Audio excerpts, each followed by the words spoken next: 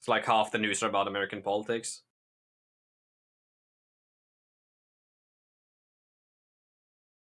Hmm.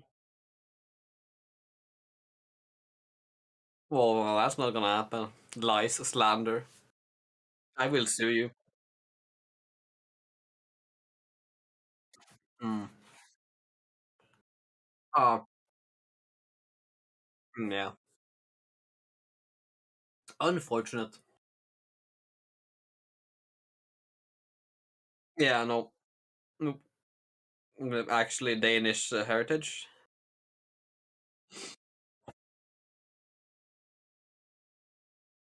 Yeah. Couldn't win. It's that simple.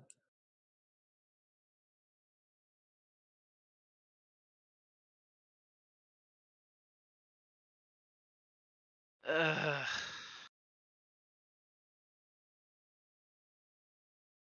Of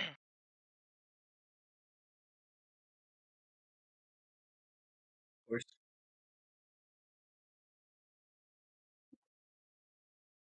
Hmm. Uh, that's a fresh take I've never heard. I mean,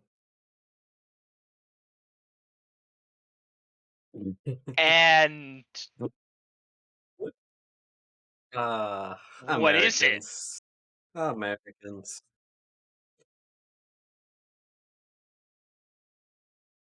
Hmm. That I'm gonna need Oh more on that, Miss no! Goldberg. Oh no! Oh, I have to watch this later. Sneaky.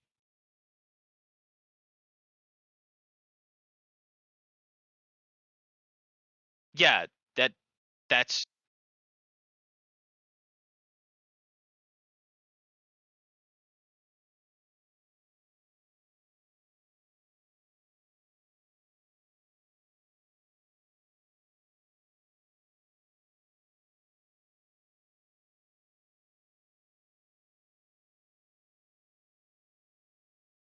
yes. Yep. Hmm. Yes. We're aware. What if I told you that there was a game of 10 heralds with 5 of them coached by Effie and 5 of them coached by Sheepstick?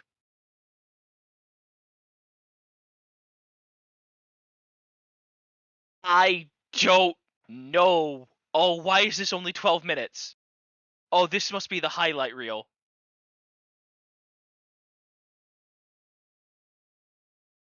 No, because the timer's popping at 14, 25.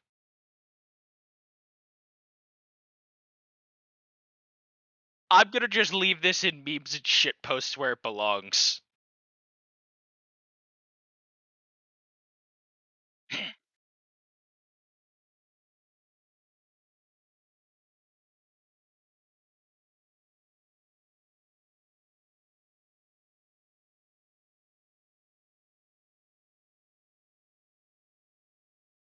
I'll just I'll just leave that where it can do the most sanity damage. Sorry, I just skipped around a little in this video, and one of the coaches said, "This is about friendship and fun." I'm sitting here like, it's not what I hear when I listen to my friends Oh, play. that's got to be Effie. It's got to be Effie saying that. Uh, Is it the Black darker hair, skinned one or black hair. Yep, Effie. I knew it. I Yeah. knew that had to be Effie. Sheeper Ha- Sheeper would be like, "This isn't about fun. This is about winning. This is Okay, about me beating Effie." okay. Just I'm listening. I'm like, this doesn't sound like a mobile player. She has to be new. Effie's very sweet.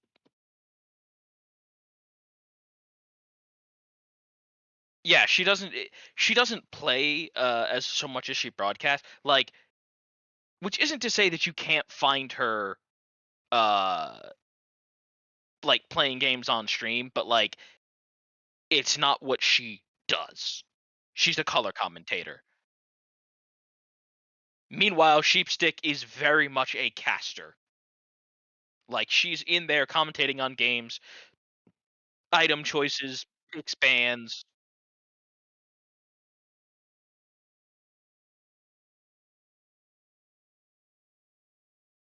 Yes.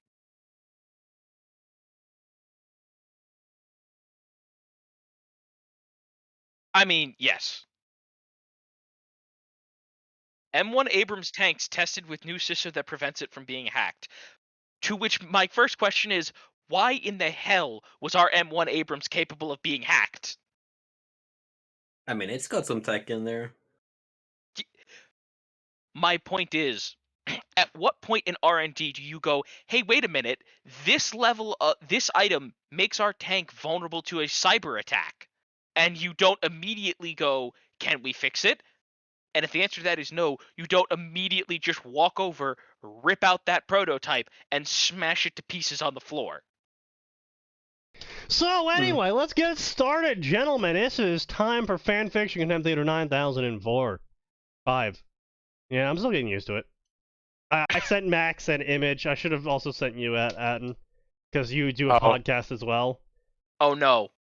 That one got me. That one got me chuckling at work. I'm like, oh, damn. Because every stream I've interacted with does it at some point. Yeah, I'll send it to you real quick, Atin. There you go. Boy.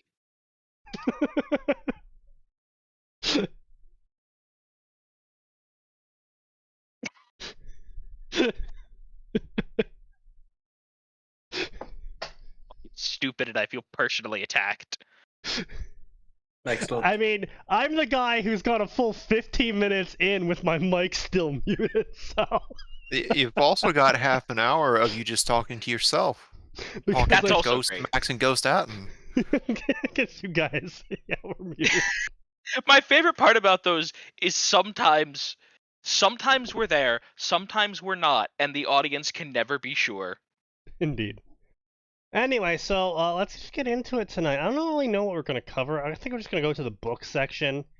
God, I don't know like any of these books. Wait, hold on, popular. Sneaky. I'm gonna prognosticate that there are no crossovers for this. I bet there's no Fate Grand Order Marvel crossovers. Wait, who am I kidding? Of course there are. Something like that. You're garbage and you know it. Oh no, I'm aware. There's definitely a bunch of them. They're garbage. They're all fucking trash. Like, look, I'm sorry, but Fate Grand Generally Order speaking, fans, if it's got Fate Grand Order in there, I trash. assume it's going to be bad. I have yet to meet a single good Fate Grand Order story. Yeah. That's not surprising.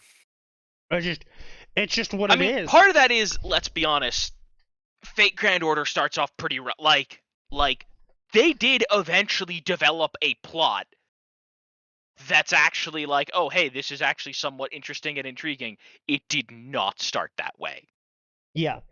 I mean, well, not only that, there's a bunch of limiting factors in the story. Disjointed timeline is one of them, where it's like going back in time to do missions sounds way cool on paper, only really works in a video-based format, however, because it's a lot quicker. Writing about it isn't as interesting because the person isn't there sitting on the edge of their seat being like, oh my god, no, the crit, come on! You know? Yeah, like, they're either not sitting there having the mildly engaging interactions that you get from the mobile game, or watching dope anime sequences done by a studio who absolutely knows what they're doing. Right, exactly. And so because of that, doing it in written format really falls flat, especially because in written format you actually have to like write the characters talking. And a lot of people are really shit at dialogue. Like with Fate Grand Order, you can really just skip through all the dialogue and just play the game and get the general gist of what's going on. Oh, this guy just showed up. He's monologuing. I guess he's the bad guy. Oh, he just exploded into a giant red aura. He's definitely the bad guy now. You don't. Oh, he's laughing at me and calling my bonds of friendship meaningless and weak. It's like he's like literally slapping every single red flag possible. But yeah, like honestly, you can completely ignore the dialogue in Fate Grand Order, still get a general idea of what the fuck's going on, and have fun playing the game. Because the story's fucking garbage. And Yeah. as Dying Light showed, Dying Light 2 showed, and actually compared to Dying Light 1 showed, your story can be garbage if you don't focus on it, and game will be great.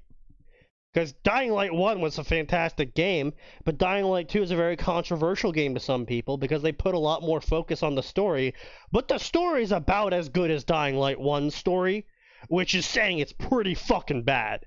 I was gonna say that was not enthusing or Yeah. engrossing in the slightest. It was not that good. There was another slight problem where they did the classic D&D mistake, the D&D character mistake, where they have the main character is supposedly some guy that has been free running and has been, on the road killing people, killing zombies, doing wild parkour tricks. A character early on even commented about how strong and fast he was compared to everyone else. But they make you start at level 0 of parkour. You don't know how to jump through obstacles. You don't know how to slide. so it's the Samus problem. Sort of.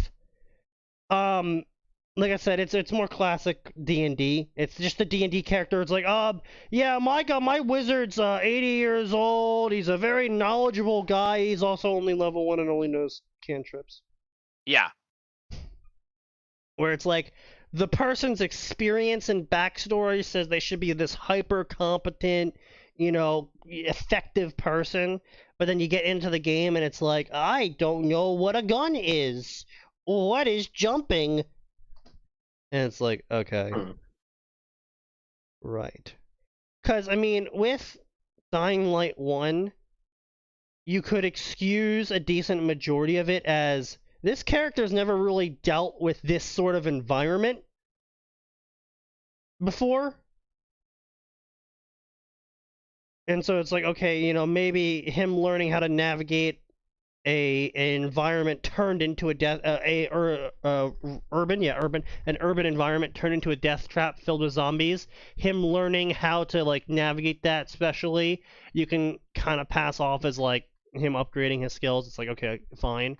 But this guy's supposed to be living it. He's been there since the start of the zombie apocalypse. He grew up in the zombie apocalypse. He's been a free runner for 7-8 years in these environments. And he, for some reason, starts at ground zero. He forgot how to sprint. Yeah, he forgot how to sprint, which you technically sprint now always, but they added an upgraded version of that called darting, which now uses your stamina. Yeah. Okay. But back to the point of story, Dying Light 2 put a lot more focus on story.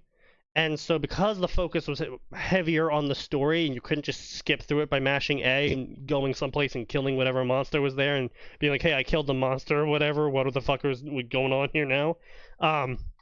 Because guys, I went to the power station. Option. There was a giant freak inside. I killed him. The end. Yeah, basically. What'd you need the power station for again? Yeah. Because they put a lot higher emphasis on the story, it really brought out about how terrible the story was, and that drew your focus to how terrible the story was because you couldn't skip through it anymore. That's the same thing for writing. When you're writing a book, you can't skip through the dialogue. Because that is the book. Yeah. Yeah. So it really brings out the story of whatever you're writing, which FGO doesn't have a good story. So when you try writing about FGO, it's not going to be a good story. Yeah. Now that compounds on the fact that you can summon effectively an infinite number of servants. Yeah, that was always my biggest problem with Fate Grand Order is you're very clearly supposed to have a set roster of servants for a set period, for a set mission, but that doesn't matter in the slightest, and they don't ever talk about the fact that oh yeah, what if on my first pull I pulled Merlin? Right. Well, I mean, yeah, but that's not like that's just a game mechanic. That's not part of the story. And it would Right, be, but the like, problem it'd be is they completely fucking No, impossible but to the account problem for all is the it possible is part of combinations. this. right, Like, but that's what we're saying though, is because the story never makes mention of what characters are supposed to be canonically there. When someone Well, tries to no, write, No. no, they're It okay. does. It It does. does. It's the ones that show up in the story of that chapter. The problem Yeah. is that the chapters, one, are handled by like a different author almost every single chapter. mm, oh Yeah. god, I didn't know Masu that. himself has only written, I think, 3 main chapters of the story, or the 3 chapters of the main wow, story. that makes knowing this, Yeah. knowing the plot of Fate Grand Order, I'm not surprised by this. Well, there's ranking lists for the chapters. There are some chapters that are like super good, and others that are middling, and others that do not deserve to be talked about. All the gods But are it robots. does, huh? All the gods are robots. I'm actually okay with that, but I don't know anything about that chapter. I don't know if it's handled well or not. From what I Anyway, remember, it isn't that wasn't. They isn't that just the Nasu lore in general though? Like the types, aren't they just No, robot that's gods? different. So basically, there's Yeah, I types, mean, yeah, they're different robot gods. which of are course. creatures from other planets, and the reason why they're so powerful is those creatures follow those planets' laws, not Earth laws. And those planets, Yeah. because they don't have life on them, don't have shit like fire burns you as a law. And because Earth has fire burns you as a law, trying to use fire on a Venus type isn't really going to work because Venus is just like, okay, well, I'm coated in fire now. And?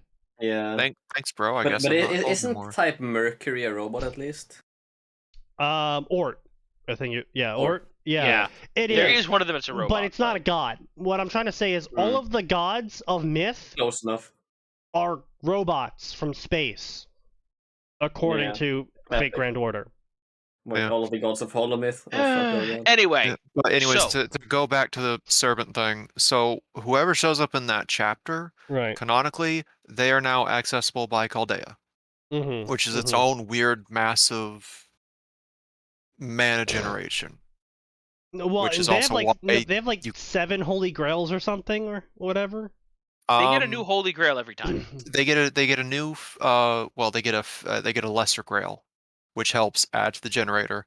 Like by the end of the arc 1 is what it's called. You have like 100 servants, give or take, like at Jesus minimum, Christ. But because yeah, they're all being supported by Grails. 7 lesser grails you got from singularities, and then events are treated as canon, and you get grails from those too. So by the time the story ends, they've got like 14 lesser grails running around in Fantastic. Chaldea.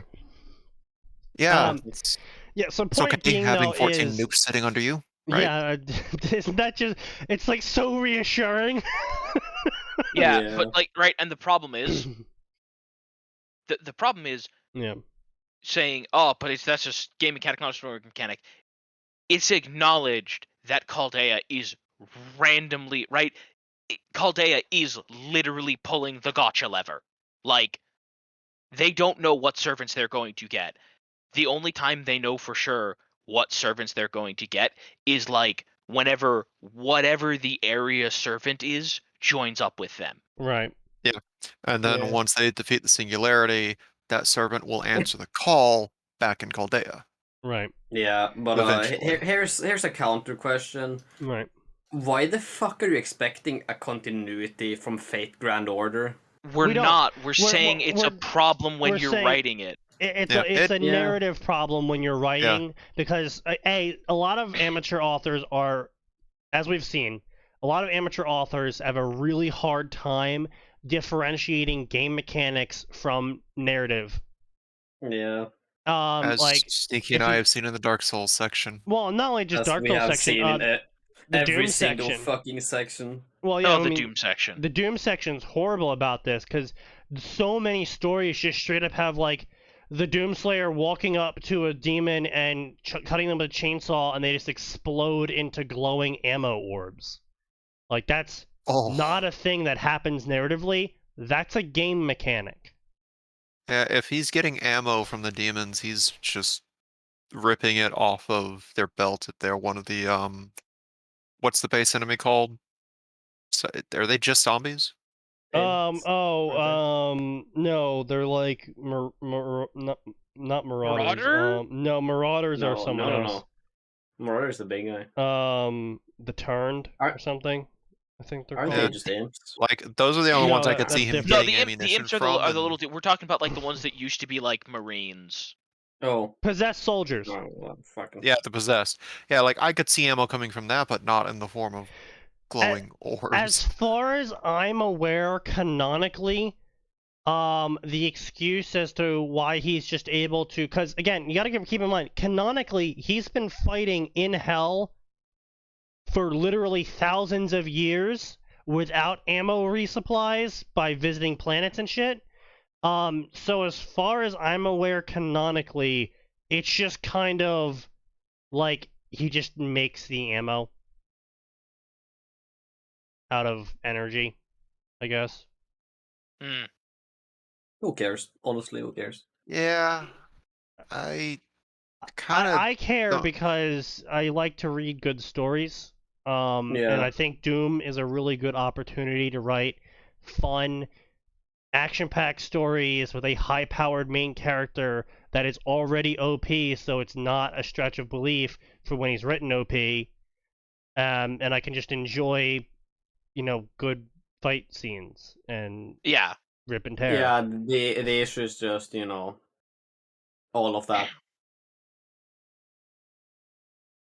Sure. You're not gonna get any of that from any fanfiction. Not Let's often. do it. I've only found a couple stories that do it well. Yeah. And yeah, all of the stories that do it well either just basically ignore how the Doomslayer could have possibly had ammo this whole time, and they just make him when he's fighting people, they just make him pick up weapons from other people and grab ammo occasionally and shit like that. And it's just like kind of shrug shoulders. Oh yeah, he just put in his dimensional backpack or whatever. Shrug. And it's like okay, yeah, fine, whatever. Or they just straight up just never make mention of where all the ammo's coming from for his guns, and that's just fine Which is too. probably the best way of handling it, honestly. It's just More or like, less. don't ever. But I see so point many it. stories that just try to fit game mechanics, whether it's Dark Souls or Doom, or what other games have we covered, that had quirky mechanics in them. DMC, maybe? Oh yeah, have not DMC, paid yeah. attention. I've seen a couple DMC stories that have tried to fit DMC game mechanics into the story, just arbitrarily. Combo meter, let's go. That sounds like that should only be for crack fix for TMC. I'm gonna be real. Well, I mean, DMC is a crack fic in of itself. Yeah. DMC is just the ultimate example of like a fun story. Doesn't matter if it's particularly good or not. You're having fun. More or Yeah, less. the issue Except is people just are the really bad at authors writing them. it are Yeah. they're on the wrong type of crack. I have seen basically I've seen so many authors that are like Devil May Cry 2 was the best of the series. It's like okay, turn around, gaze upon Would you this like wall. to turn in your fan card? Turn around, gaze upon this Also, wall. turn in your I can talk about game design card. I actually met someone that did in fact say that the DMC remake was the best of the series, and I'm just like, well, okay, I'm just going to ignore everything you say now. Because you clearly have no fucking idea what a good game is. I've had arguments with idiots who think some servant animations are actually how they fight. That's... I mean, they're not necessarily. Oh, Pokemon! Yes, Pokemon! That's another big one that I've seen. Yeah, so many issues they're with. not necessarily not representative, I guess, if that makes sense. Like, I think he's talking more about how like robotic some of them can be, because like they're basically live 2D models being moved around. Well, no, they're just sprites. Just really not even high-end live 2D. sprites. Slightly animated sprites. Yeah. And so they can occasionally be robotic in their movements, because it's like, well, he's got to slash his sword, but we're not going to like fully animate his arm at every part, so we're just going to like make his arm slash forward. Yeah, that is a problem that the game does indeed have. And that is why they have been slowly updating older character animations over the years. Yeah, and it's definitely a major problem. I think this is just a pure intelligence issue, and I don't mean IQ. I mean intelligence. I mean someone who is capable of creative thinking, just not being able to comprehend that there's a difference between reality and game mechanics. Yeah, or even just fiction and game Well, mechanics. Well, when I say 'Cause reality, I don't mean Yeah, IRL. I mean reality is into that world. yeah. Yeah. Because that was, God, how much of our research for our Dark Souls story was just discussing if this is a mechanic or if this can be used At narratively, least half. At minimum half. At and then minimum us half. complaining about why is this one fit getting so much more stuff than ours when they are literally just copy pasting mechanics as if that's how they work in world. Fucking Artorias, yeah. Ooh, sorry to Yeah, interrupt, but what I meant, what was it? The one Artorias' ring, right? Yeah, Artorias' ring, yeah. Why can't I take the ring with me? And then And- later on, the author revealed that he's a giant furry, and that he's into giantess fetish, and Excellent. Faces of all. He was big into Quelaag being his wife in the story. yeah, fuck? and Yes. Priscilla being huge. Excellent. Faces of all. Yeah. So Aura, as you were saying. what I was gonna say was that, like, in regards to the animation, some of them, yeah, you can kind of take as the how they fight or how they might do it. But what I was specifically referring to was more the joke servants, like Jason, for example. His attack animations have like various other servants appear and attack and kick him around. I had someone actually believe that that's how he fights. Like, he just summons them to fight for him and shit. Oh yeah, no. And then there's like a character like the brother of Nobunaga. He has various attacks where he summons like those chibi Nobus to help fight and stuff. Or Nobunaga herself comes in and kicks his ass and shoots stuff. Like, they thought those were legit animations as how they fight. And I'm like, Did they think They that don't Paul do that. Bunyan's animations involved chopping down trees on people too? I didn't ask, but I'm assuming so, since they took Jason's animation as face value. Yeah. Hmm. Well. I mean, Amazing. they're stupid. There's not really much else to say. That like Average Fate fan. Yeah, basically average Fate fan. Yeah, honestly, normies it's obviously nonsense. Normies re. Oh get yeah, out. definitely. Yeah. Yeah, we don't think that you think it's real. We're just saying, like, clearly it's garbage. Clearly you're an idiot. Yeah.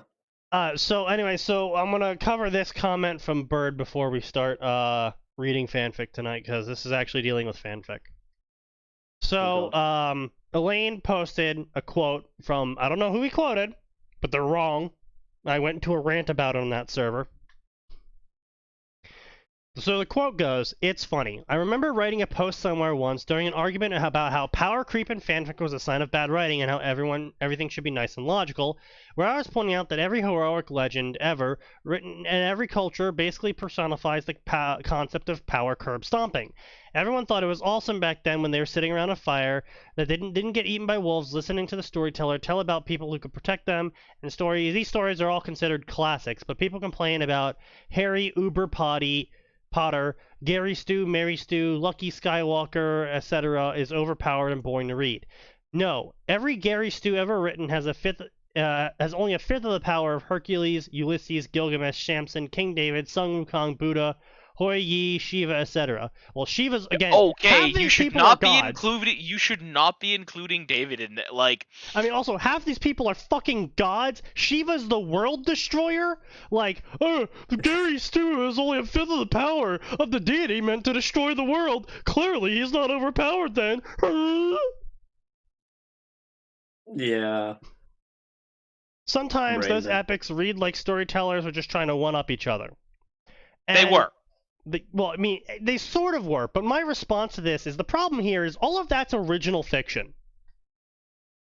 The author gets to set the pace of the entire story with that original fiction.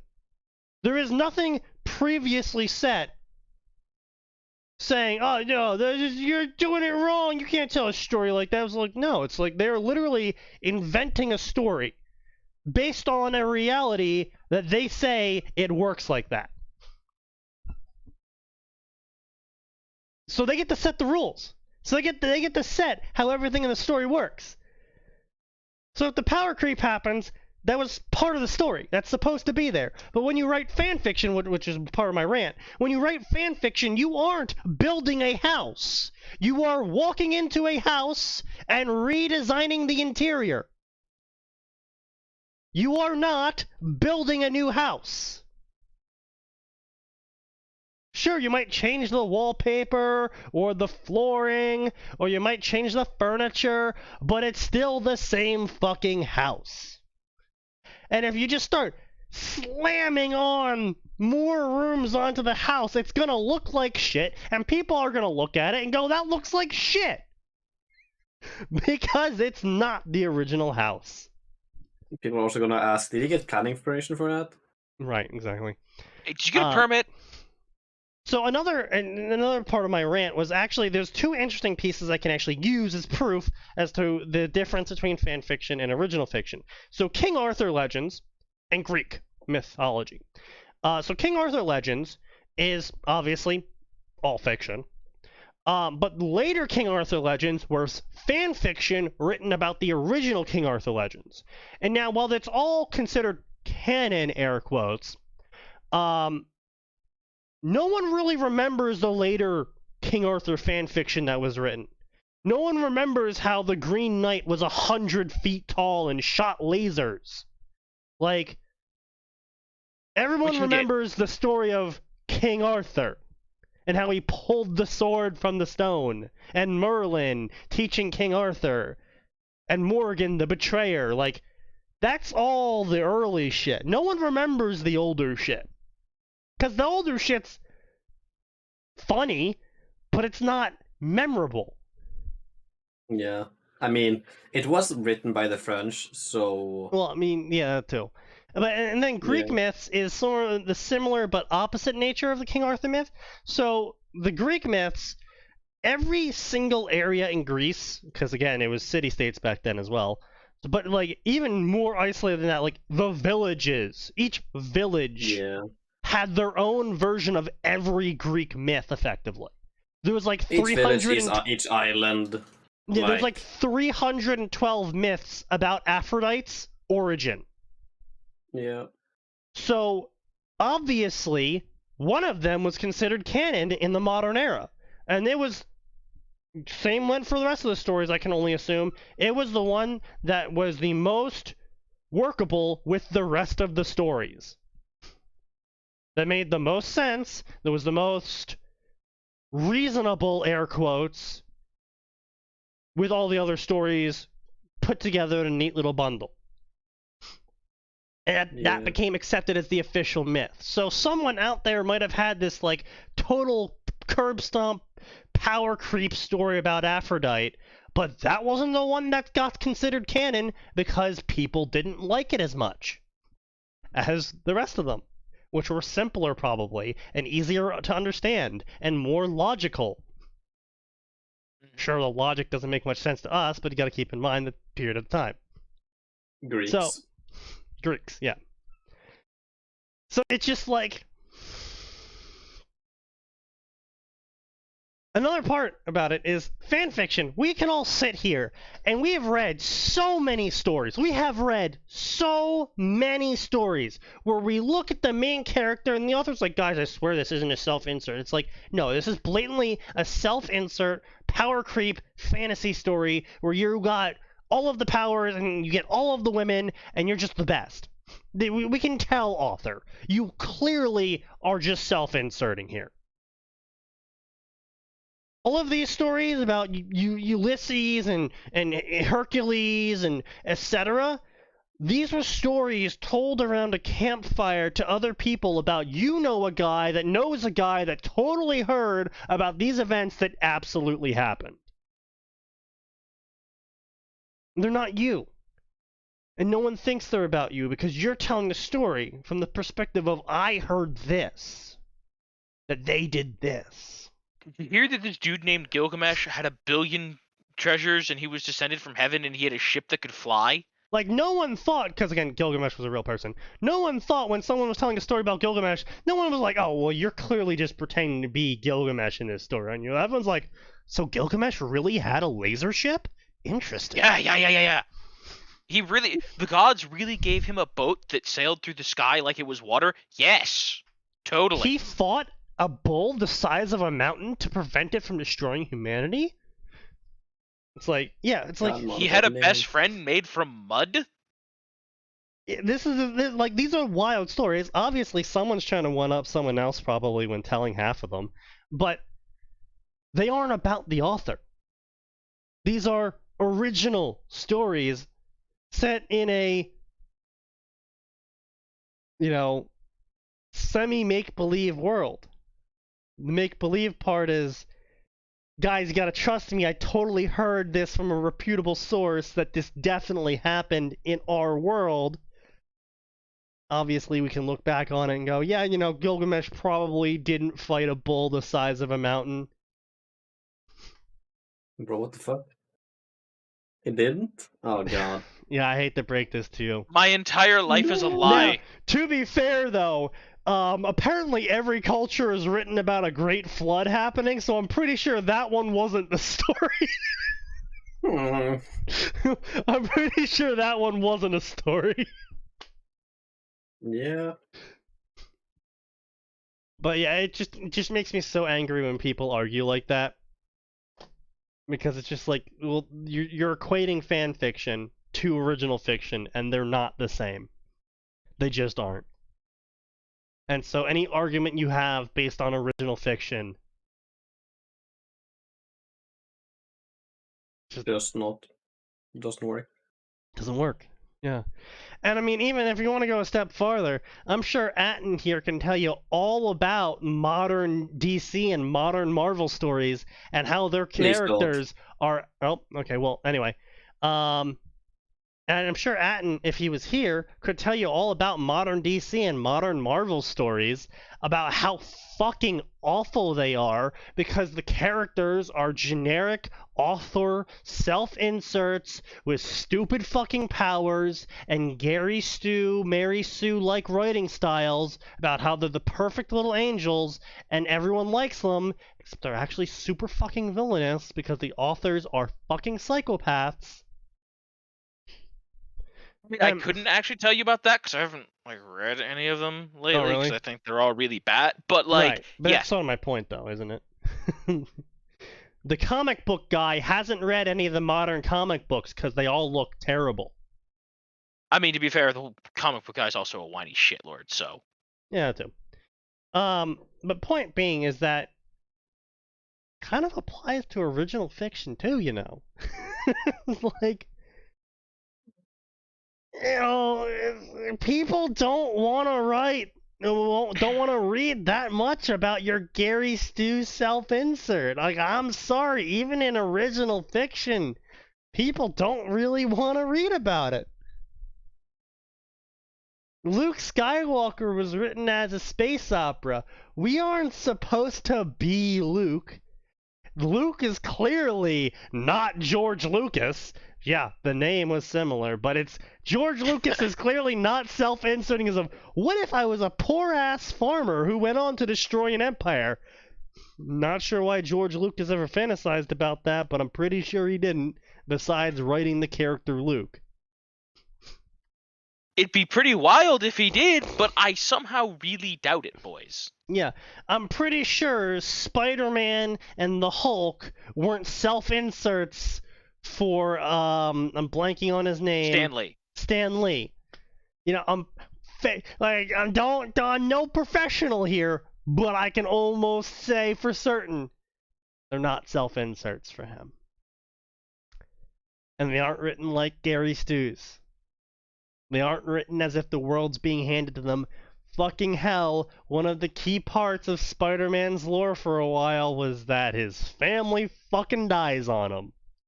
No, that's still actually pretty key. That hasn't gone away. Okay, well, there you go. So yeah, Spider-Man's not having that great of a day. So he hasn't been for a long time. Depending on how he gets his powers, it's anything from dumb luck at a nuclear, which, by the way, the fact that everybody in that room doesn't have like super cancer is hilarious. Yeah. Because in the original Spider-Man universe, like they're just showing off a nuclear reactor live. Well, I mean, Like, to be fair, a nuclear No. reactor, if it's being properly controlled, isn't actually giving off that much radiation to the room. I know, but they still showed it in an open lecture hall with people getting right next to it. Like, Oh, okay, yeah. Sneaky, it was so open that a spider was able to go inside it. Well, I mean, it should be filled with water first off, so I'm not really sure how a spider got inside that one. They didn't Willpower. understand nuclear. They didn't understand nuclear physics at the time in terms I mean- of comic books. That's fair. But yeah, like it's anything from a weird like experimental genetic like secret military project bites him to him getting unlucky. Like he's not having a good time, right? Because one of the things that's pretty consistent is Peter Parker starts as an orphan, right? Step one. Yeah. Orphan. Step 1, orphan. Step two.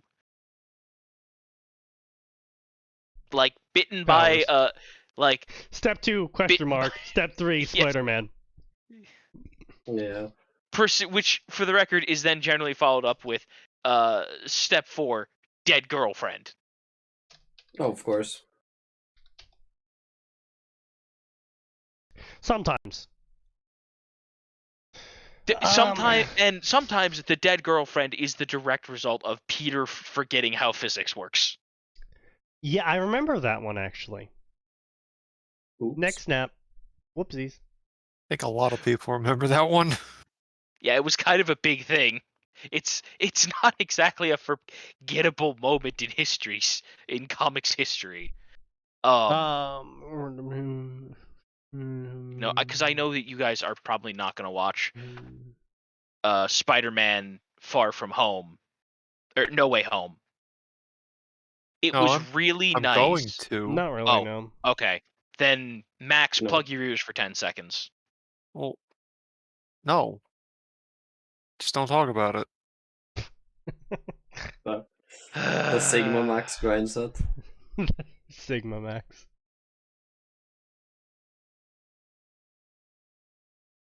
Anyway, they did. Then fine, I'll say this: they did let Andrew Garfield have a very nice scene. Alright. Okay. Okay, so, some explanation here. This is Caesar's story.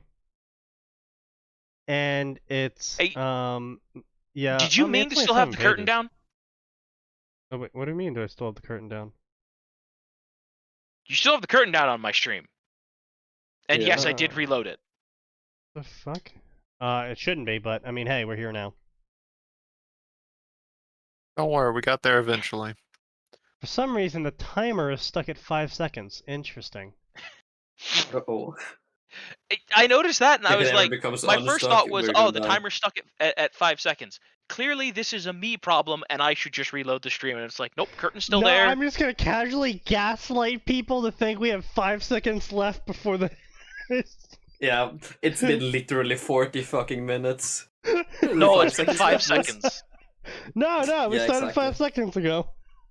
Yeah.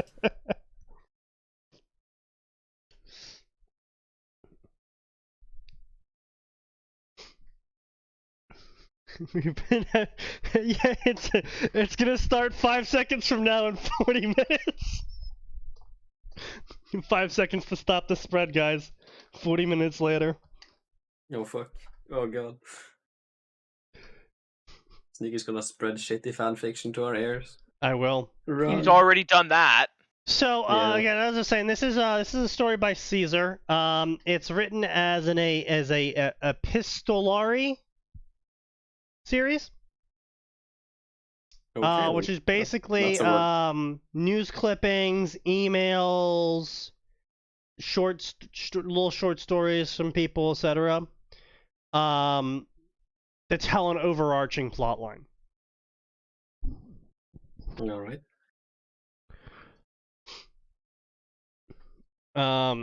So yeah, what was the plot about again, Caesar? I think it was vampires, because I'm looking at this word right The here, and I title see. seems quite vampire, yeah. Yeah, the title's a little bit vampire-y.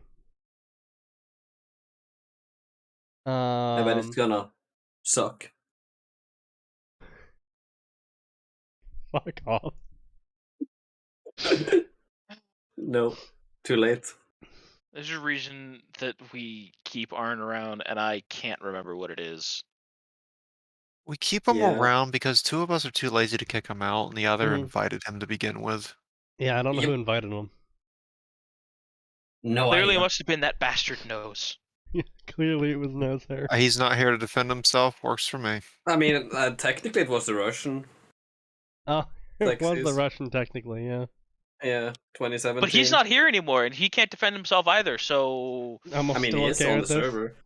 He's just been okay, AFK just for because 4 someone's years. on the server. Yeah, I know. He hasn't said fucking shit for months. Even Is on he the still SDM. alive? Yeah. I think it's he- actually been years, literal he- years. He pops in occasionally. Yeah, let's see. Last message was middle of January. As far as I'm aware, he mostly restricted himself just to the programming server he's running. Yeah.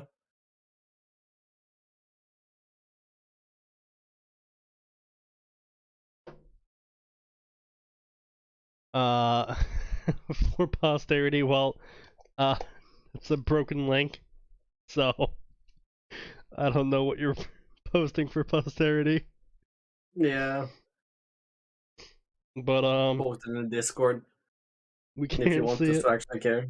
Yeah. Unless it's your posterior, in which case, please don't. Indeed. So the story starts off with a email from someone named Charles from the Sanguine Council Tourism.gov to a Melinda F at the Flores Media, and they're talking about a ad campaign.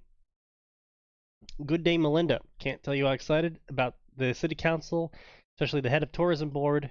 Can't tell you how excited the city council and especially the head of the tourism board is at new advertisement. Is at the better put the there. Is at the new advertisement and slogans your company have created, have instead of has created for the next year summer push targeting the 16 to 24 demographic. The memes and shit posts now. Oh, yeah. He clipped it. He clipped all 40 minutes of it? Oh god. No, he just clipped the minute of where I was talking about it. Okay, fair enough. Oh. Yeah. I mean, it would have been hilarious if he did. I don't think they allow for 40-minute clips, but it would have been pretty funny. I swear, Yep. guys, it's gonna happen in 5 seconds. 40 minutes later. Yeah. COVID response featuring Dr. Sneaky. Mr. Myers was especially impressed about the emphasis on our scenic forests, hiking trails, and lakes. He really liked the slogan, Escape to Undiscovered Nature. I believe the period goes inside the quote on that one. Yeah, I'm pretty sure that yeah. Yeah. Don't worry, he shares your frustration about people thinking they're part of Sussex County. They really want to have a monopoly in this region. Okay. Also, I want to take this opportunity to once again apologize for the council's vocal rejection of the first campaign you submitted. Let me reiterate, we don't hold you nor your company responsible for it. We are aware there was some miscommunication and the head of the Historical Society wasn't well informed about the approach the City Council wanted to take. While we are aware that the fire of 47 holds historical significance, the Council remains steadfast on its belief that the town much rather not have to deal with the media attention and bad publicity surrounding such an event, especially one that has been all but forgotten by the national media. Such campaigns would bring the wrong kind of tourists to town, such as amateur ghost hunters, and we had enough of those in the 80s. Regardless, the City Council and Tourism Board has agreed that after such a good third pitch, they might try and make a substantial ad push campaign towards the not toward the retiree demographic, focusing on a small town charm. If the ad campaign is greenlit in the next meeting, I shall send you the details so you and your company can start working your magic again. Have a nice day, Charles A. Tavares. Then a WhatsApp exchange between Wendy's Fan 55, burner phone from Bar Harbor, Maine, identity unknown, and Abraham Apple, later identified as one Abraham Applebaum, Sanguini, local, date 28/2022, in or about 9 p.m. Eastern Daylight Time. Hey, bro, you there? Yo, what's up? Remember what we talked about? This thing ain't coming to stream. I really need that movie tonight. Lol, you worry too much. What do you mean? I mean, I already got everything set up and my coworkers in my shift have been paid off. I'm even bringing 2 extra battery packs fully charged. You've already sent the PayPal transfer, you'll get your film. Garbled audio file, reasons unknown. Subject seems to be related to subtitles. The last time, no, we don't get the version with Spanish subtitles in Delaware. Stop asking about it. Okay, so little bit about the text-based dialogue here. I find trying to stick to a writing style for each character is the best way to do it. So if someone's going to be using abbreviations or lol, maybe they don't put a period after lol. You know, or maybe they don't put a period here either. Maybe they don't capitalize always. You know, occasionally throwing in as like a totally, you know, normal sentence should be fine, I guess. But if someone's going to be using yo man, what's up, leet speak, and then just switched perfectly, you know, enunciated sentences with proper punctuation and capitalization, it's not wrong. I'm just saying sticking to a certain style from that one person allows you to later on use that same style. So like say they use a different account later on in your story, and then and then people can go, hey, I know a person that writes like that in this story. And they can put the clues together in their mind and they can feel smart about it. Stuff like that. This is like, again, you don't need to do that. You don't need to change anything here. This is just stuff that you can think about and use in narrative writing, where if a certain character talks a certain way consistently, you can use that later on when something happens to that character. And then if it's supposed to be a mystery of, you know, who this new person is, and then they start talking the same way, it makes the readers feel smart when they piece it together. And so you can lead people on. And then you can even do stuff like this person that all the readers think is totally this other guy was secretly this third person pretending to be the other guy. Because they copied his writing style, and yeah, it's a big twist. Yeah, so basically, consistency allows you to do more than inconsistency, which you wouldn't think would be true, but it is. Yeah. Phone call exchange between one Ruben Molina, local landowner of South Point Theater, and Steve Peck, worker at South Point employee. Dated September 29th. Ringing is heard. Molina, come on, Steve, pick up the phone. Ringing continues. Pick up.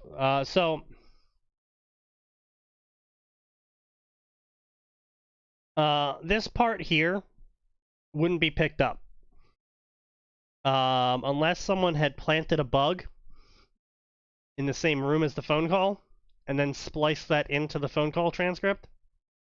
The phone doesn't start recording until the call's connected. Also, the ringing is heard wouldn't make much sense, again, unless this is a recording of someone making a phone call, at which point you then wouldn't hear Stephen Peck.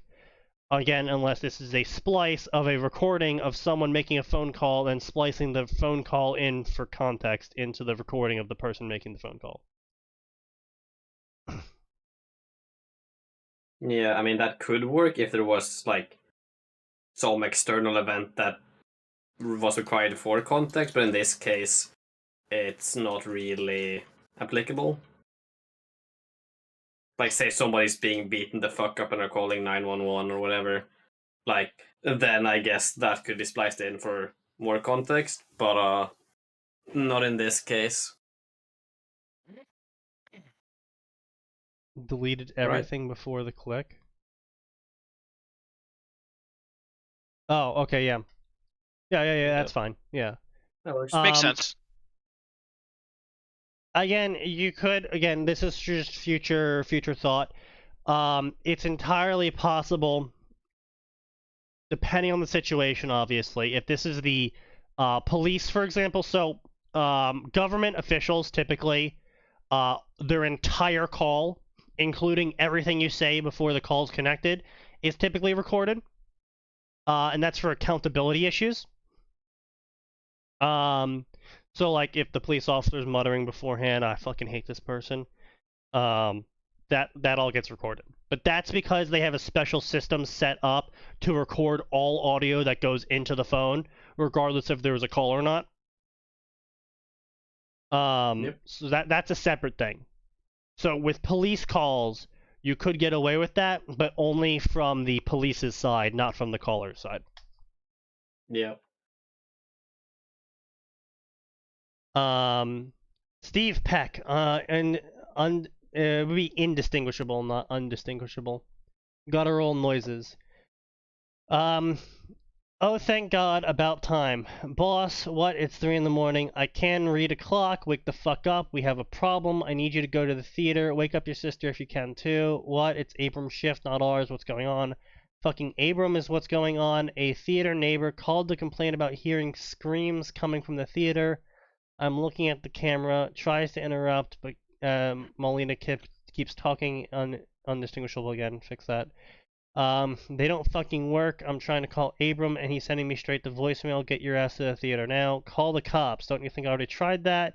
They looked around the building and saw nothing out of the ordinary, but Abram's still not there. Audible sigh and or yawn. You better be paying us extra for this, boss. I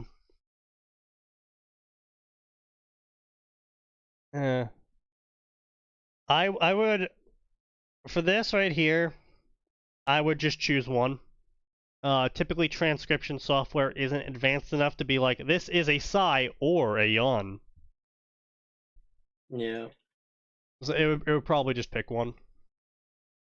Molina, look, I'll even buy your box of your shitty, they're not shitty, homemade cigars, alright, okay, hold on a second. If they're homemade cigars and this guy is legit getting fucking tobacco leaves, it can't be that bad.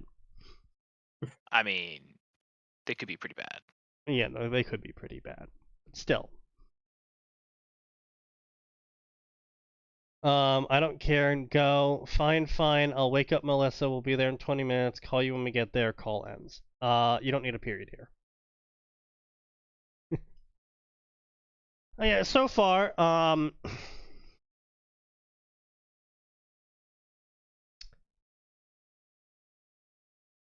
don't know how to feel about the 0 to 60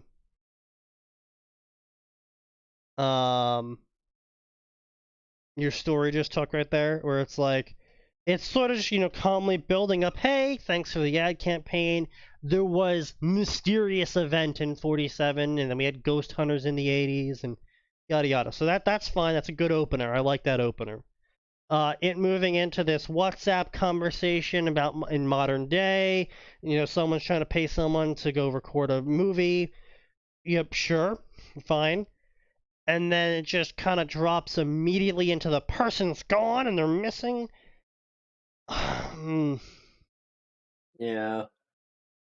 I agree, it's moving a bit too fast. Yeah, I just feel like there is a lot of acceleration going on right there. And I'm not really sure how to offer advice on this one. Because, again, this is your story, you're pacing the set here, and I'm not really sure how much adding an extra scene would really do for that in terms of the events you want to set up. But if it's funny because it's about to slow the fuck down. Oof. Yeah, that's not good. Yeah, it's not good. Yeah. Going from 0 to 60 and then pulling the e-brake is not good pacing. I'm gonna be real with you. Yeah. If you just want to have the spike at the beginning of like big shock, person goes missing, maybe have before the whole Abrams goes missing situation, maybe have a conversation of Abrams and a friend of his or something, where he's complaining about how spooky the theater is when he's alone and he always feels like someone's watching him or something. But he's paid off all the other workers for the night because he's getting paid to record this video, and he's kind of bitching about it to his friend, and he's like, oh, they keep asking about the Spanish subtitles. I don't they fucking want for me, and just or adding something, basic... like, oh, the money's really good, but God, I hate going into that spooky ass theater at night. I hate working the graveyard shift. There's something wrong with this theater. Yeah, just trying to just fit something in there if you can, if it works for your story, obviously. That is just kind of setting up the whole Abrams going missing thing. Because if it goes from 0 to 60, and then in your own words it slows the fuck down, it's not good. But if Well, I you would want say, to have especially that... because, like, Yeah. the way that right, momentum is supposed to be curves, not spikes. You're supposed to gradually build up to something, which here you have kind of gradually built to this spooky, creepy thing, but in order to really drive it home, have that thing in there.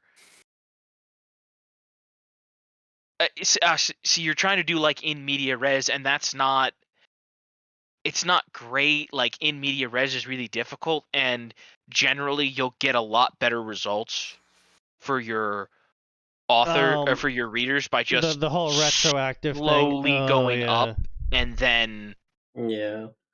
I mean, if you want to do the whole mystery thing of big thing happens, the murder happens episode 1 sort of scenario, and then, episodes 9 through 11, with the 12th being the finale, 9 through 11 is basically explaining the murder. It's doable. Entire shows base their entire formula off of that. It's just there is not enough curve to your murder occurring, is basically what we're trying to say. Columbo is literally that, yeah. Yeah. And even if you want a more recent example, the HBO show Only Murders in the Building, that was surprisingly good. Mm-hmm. Yeah.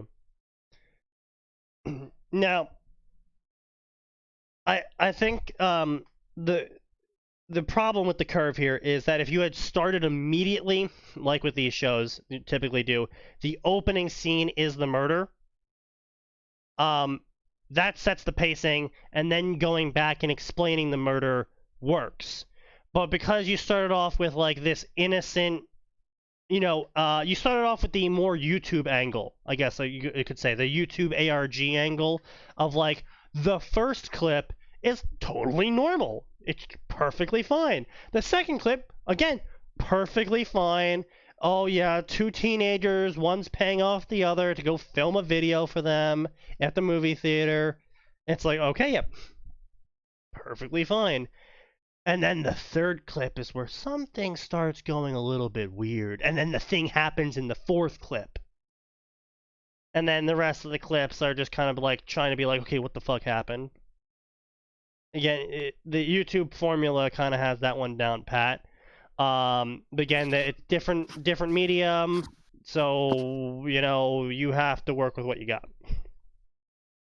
But yeah, ultimately my advice comes down to try and add a little segment before the disappearance segment, where Abraham's complaining about spookiness, complaining about being alone, complaining about not liking the shift, just complaining about something setting up to him being alone in this theater and him not liking it, or there's something wrong, maybe. Yeah. So then we go to video recording to a Canon, blah blah blah, from an Abram Applebaum found on the floor. So found footage, yeah. Yeah. Darn, what's that stink of Tutti Frutti? What's this? Steve, I found something on the ground. Indistinguishable again, not undistinguishable. Camera shakes, rattles, emits static. Melissa Peck now carrying the camera. So the classic emits static thing doesn't happen on cameras. Yeah. I have quite of experience handling old cameras. The whole emit static thing is specifically typically involved with the supernatural stuff. It's not a thing cameras do when you just jostle them around. Yeah. Well, more specifically, like radiation or electromagnetic interference. Right, Not necessarily right, but natural. But what I'm saying is typically the supernatural thing, classically in this found footage stuff. Yeah, I know it's what's doing it, but Yeah. like that's how the effect is made. But like that. Right. Yeah. Yeah. So let's see. I mean, other things is static electricity hitting the taping when you touch it and stuff like that. That's where the static can also come from. But that's post-production, not like active recording. Yep. You're saying I need to replace the undistinguishable in another word. What word is it? Replace undistinguishable with indistinguishable. It's just the incorrect prefix. Yep.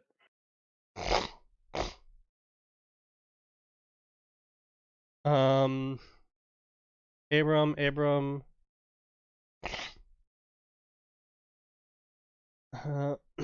Again, I would correct this part again, this whole transcription part. Just do like partially indistinguishable words or something.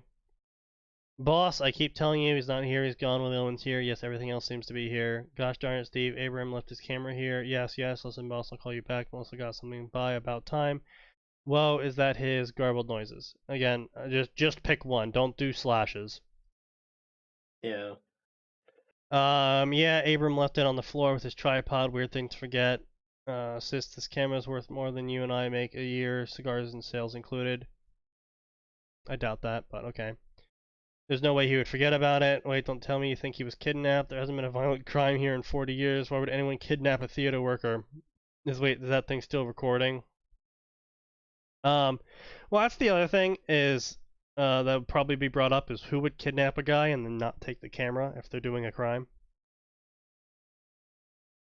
Yep. Is that what that tiny red light means? Oh yeah, now that you mention it, Melissa Peck audibly interacts with the camera. Yeah, fine. The side screen says rec. But Abram, okay, let's go to the session standard. This is recording the whole time. Let me call boss man. Blah blah blah. Rec button. I have no idea which battery life is left. You got it. I'll very audibly begin walking away. I would just change this to footsteps echo through the halls or something. Yeah. Yeah, boss, Steve, again, I think I found something. Recording cuts out. Recording cuts the static and stops again. The static thing is overdone. And unless, something is popping up causing it. Yeah, it's very much recommend. a cinema effect rather than a real occurrence. Yeah. Again, different medium. Because you're in the written medium, you don't get to do the special effects effectively. Yeah. Unfortunate. That's just how it is. Video recording, blah blah blah. Static for 2.3 seconds. Cut the camera facing the screen. Redacted is playing and being recorded. It wouldn't be static for this section. So it would either be, depending on the camera type, and if it's Canon, I believe it was a blue screen. But typically when you start the recording, it's either going to be a blue screen or a black screen with various camera information on it, and depending on the camera and the settings again, either that camera information is going to blink out and the recording starts, or it stays up and the recording's going. Yep. Again, I used to use old cameras. My mother was a big videophile, I guess is the right word. I don't know. She liked recording everything. So I got stuck with the job of recording everything. She especially loved Canon cameras. Redacted is playing. Redacted wouldn't be redacted unless this is an post-edit. Like, if this is supposed to be Steven and Melissa watching this recording... I mean, from the way that's written, like, recovered by Steven as a pack sanguinated locals, I'd assume it's police. They recovered it and handed it over to the police. So in which case, it could be redacted if this is a transcript of the recording. If this is like a police recording, I guess then yeah. That's my but most in that generous case, make it interpretation. clear. Yeah, I would police just report, like nice. Yeah. recording originally assembled and redacted by. Footage edited by Sanguinary Police Department or something. I would just throw that in there at the end of this whole spiel right here. Yep.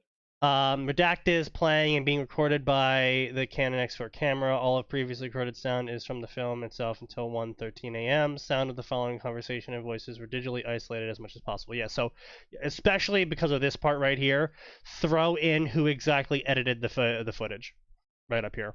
Yeah. Yep. Abraham like... Oy vey. Yeah. Oy vey. Okay. Who is the calling now? Mr. Molina, how are you? No, I have no idea what's going on with the cameras either. I'm not a technician. Moves away from screen number 3.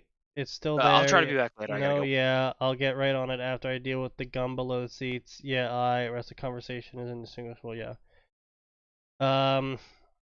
Due to unspecified camera failure, sound is missing. Sound typically isn't... So... When is this being... Okay, 2002, yeah, sound would be recorded. Depending on how old the facility is, though. Yeah. So, another thing about security cameras is that it's actually quite expensive to record and store sound. And so most commercial-grade security cameras do not do that. Because you got to keep in mind, with most buildings, larger ones, obviously, you're putting up dozens of cameras. Yeah. Potentially hundreds. Yeah, but yeah, said depending on the size of the building. Yeah. Yeah. I know my local theater has a camera like every 10 feet. So, and it's a huge fucking building. Yeah. So. Depending on how old these cameras are, they wouldn't even have sound in the first place. They wouldn't even... sometimes, they don't even have color. Sometimes it is black and white, and you'd be surprised how much space and cost that actually saves on the camera. Yeah. That's also why the resolution is so fucking awful. Oh yeah, the resolution is usually like 240, 480, if you're feeling really special. Yeah, but I mean, it makes sense. Like, yeah, I mean, typically you just need considering the size difference, it's an order of magnitude. Yeah, I mean, typically you just need like the general body shape of the person, the clothes they're wearing. That's where the color comes in. So it's like a 50-50 shot again, depending on how new these cameras are, because obviously sound, video quality, and color. Vastly cheaper in the modern era versus if they were installed in the 1980s. And in addition to that, Sneaky, is that like usually you would have a mix of color and maybe audio and black and white and low resolution cameras. Yeah, true. Depending as well, on where. So like if it's say like the lobby or like the entrance, then you would probably have like color and maybe audio high resolution. Yeah. But for like hallways way in the back of the building, you would have the lower quality ones, so you could like track the same kind of person with the same clothes. Yeah, well, once through you the got their building. body shape and clothes that they're wearing, yeah. Yeah. I'm putting that security career to work here. Yeah. Applebaum is seen walking out of screen number 3 in the screen corridor and carried to main lobby, walks in the back room, walks out dragging a trash can. He's also carrying a bucket full of liquid and a sponge. He makes his way back to screen number 3. Running out of screen number 3 into the concession stand, clutching his right hand. Blood is seen dripping from his hand, which suggests an injury. He's reaching for something in the cabinet, later revealed to be a first aid kit. He wraps the wound. Shouts something to himself before standing up and walks back to the back room. Walks out, the spatula in hand, and makes his way to. Okay. Walks out, dragging the trash can and carrying a bucket full of liquid and sponge. His finger wound is still visibly bleeding. 15 minutes later, okay. And makes his way through the main lobby, exits the theater, locking the door, and walks out of the camera view. Okay. Camera 2 located outside the theater near the dumpster. Due to foul play by the Stuckey twins, there's a visible dark smudge in the camera lens's outer ring. Due to unspecified camera failure, sound is mostly missing or garbled. Applebaum puts the bucket full of liquid and sponge to the side before opening dumpster lid. Empty the trash can, bucket full lid, sponge dump, blah blah blah. Scrubs down the graffiti, yells Chara, translation shit in Hebrew. Okay, you're really pushing the whole Jewish angle, okay. Shakes his still visibly injured finger before putting it in his mouth. He continues to scrub down the fake graffiti with his free hand. Why would he scrub with his... Okay. Scene missing, camera recording something but static, reasons unknown. Now, I will say that is something that happens on security cameras, because they are typically not recording on tape. They are not recording on tape. They are typically sending an electronic signal to possibly a tape recorder, but they're not directly recording the tape.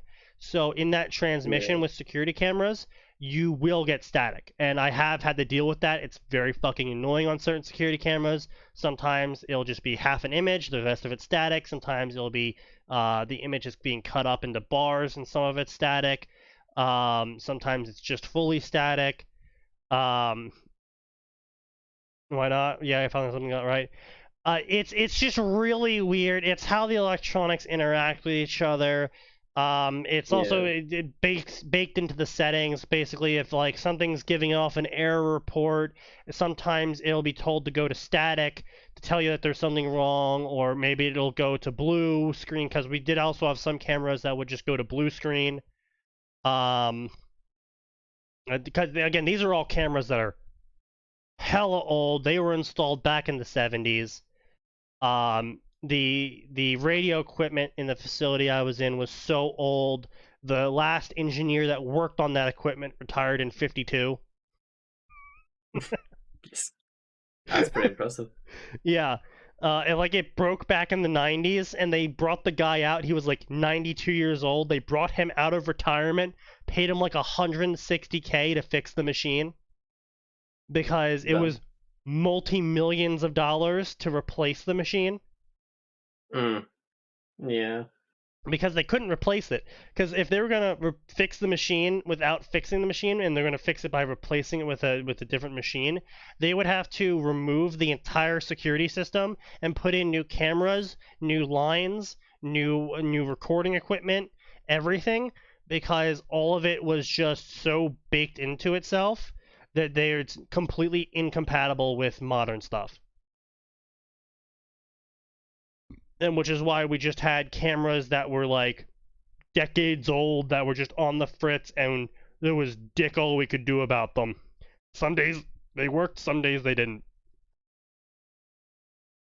Yeah, seems like a security hole. It's just what several. it is. Yeah, it's just what it is. When you have a corporation in charge of something and they don't like have active pressure on them, they're gonna get away with whatever they can cost cut on. Yep. Throws bucket and deposits sponge, blah blah blah. Camera 3, sound is missing. Abraham walks back in, locks the doors, enters back room, trash can size, fingers still visibly hurt, bleeding has decreased. Again, the bleeding has decreased. I could understand visible blood on these cameras. Again, I don't know when these cameras were installed, so I don't know how good these cameras are. But unless he's holding his hand up directly at the camera. Sneaky, if they're good enough to usually have audio. I mean, like, yeah, they're supposed to have audio, but right, but that's true. But what I'm saying though is, while it's maybe obvious, depending on like he's holding his hand, he's running over to the counter, and he's starting to wrap it. You're like, oh, he clearly cut his hand. It's dripping a liquid. That's probably blood. Yep. What I'm saying is the commentary that happens occasionally between these scenes, where the person making the commentary is saying, oh, it's still visibly wounded. It's going to be a bit hard to say unless he's holding it up towards the camera. Yeah. Yeah, no, I get it. It's just like on the quality of the cameras itself. It's right. Again, more like I said, I don't tending to. Yeah, like I said, I don't know the quality of these cameras. I don't know when they were installed, what kind of quality level they're supposed to be. I'm just making commentary about angles at this point. Then. Yeah. Yeah, but I'm just saying that we can make the assumption that if they're supposed to have audio, they probably aren't the worst cameras in existence. Probably at least 720. Yeah. Maybe even color. Ooh. Found on floor. Blah blah blah. Camera is facing theater screen. Redacted is playing. Audio from film redacted is detected at this time. Chara, that really hurt. I'm trying to remove the gum with my nails if this keeps bleeding. Oh, Jesus Christ, why would you do that? Oh, God. He pulled his nail off because he tried picking at gum. Why? That's fucking disgusting. Christ almighty. Ugh. Located outside the theater. Theater's dumpster with a clear view of the southwest corner. Due to foul play, blah, blah, blah. Okay, so yeah, you just copy-pasted it. Movement detected at 152. Dumpster, twice. The lid starts to raise. Catastrophic failure. A scene missing.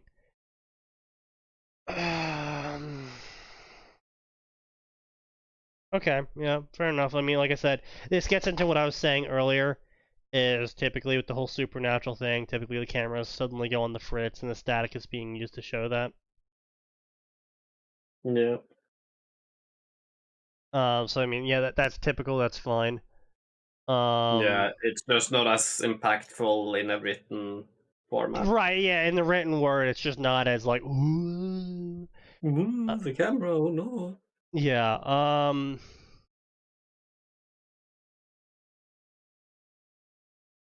I think the other problem is that it says constantly that due to unspecified issue, audio is not available. Missing or garbled. Because the problem here is that the audio just happens to be not missing or garbled enough for him to constantly pick up talking and, him saying stuff and sound triggering some sort of sensor that the narrator is commenting on because movement detected at this time.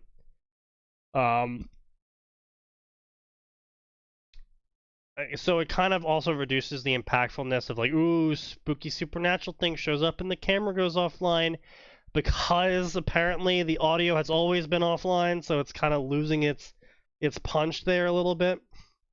Yeah. But if you're trying to say it's like retroactively, it also destroyed a lot of the audio. That's always a shaky spot to hold when it comes to the whole supernatural thing. Because typically if the audio is being messed with, the video would also be messed with. Yeah, the video would be the main part of the files. Yeah, usually the audio is what's the most recoverable part of it. Yep. Again, that also, however, depends on the storage medium and how it's being recorded, and you got a whole bunch of other shit. Yeah. Age of the cameras and whatnot.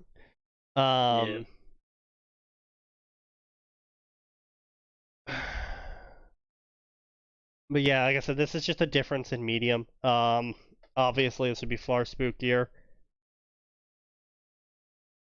if we were seeing this as like a found footage home film sort of scenario. But you know, it is what it is. You're writing it down. Looking inside theater, concession stand, sound missing, blah blah blah, static, unknown, camera, catastrophic failure.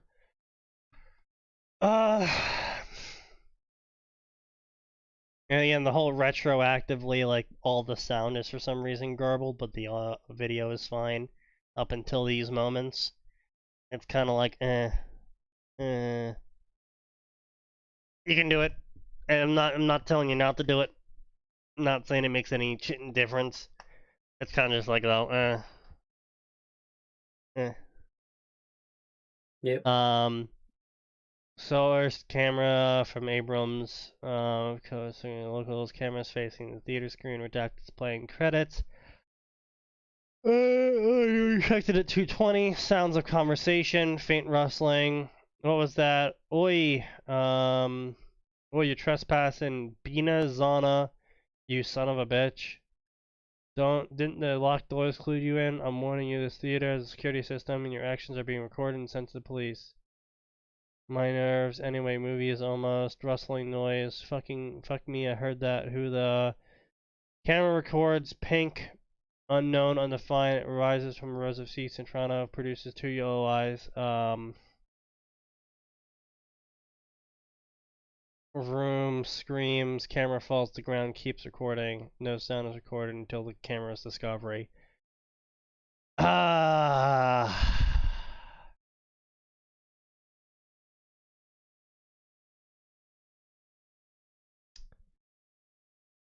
So here's the problem with this scene.